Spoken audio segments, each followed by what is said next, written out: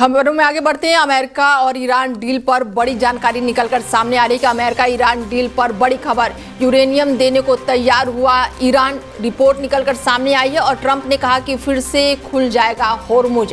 America और Iran शांति समझौते के बीच बड़ी जानकारी निकलकर सामने आई है कि ईरान अब एनरिच्ड यूरेनियम छोड़ने के लिए राजी हो गया है और लंबे वक्त से अमेरिका और ईरान के बीच न्यूक्लियर को लेकर तनातनी चल रही थी।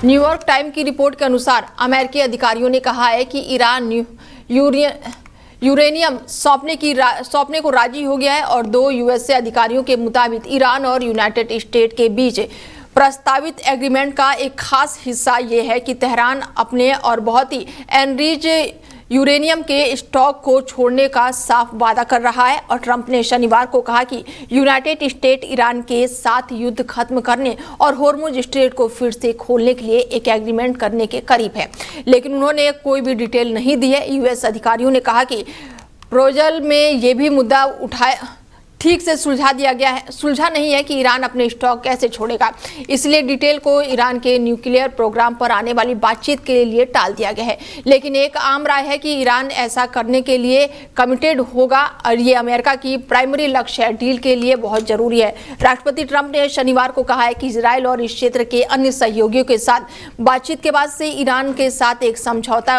होगा जिसमें कि होर्मुज जलडमरू मध्य को भी खोलना शामिल होगा। काफी हद तक तय हो गया है कि सोशल मीडिया पर इसकी जानकारी देते हुए ट्रंप ने कहा कि समझौते के अंतिम पहलू और विवरणों पर चर्चा चल रही है और इसकी घोषणा जल्द ही की जाएगी। उन्होंने घोषणा के समय के बारे में भी कोई खास जानकारी नहीं दी है। ट्रंप ने कहा कि उन्होंने इजराइल के साथ साथ सऊदी अरब, संयुक्त अरब अमीरात और कतर, पाकिस्तान, तुर्की, मिस्र, जॉर्डन और बहरीन के नेताओं से बात की है।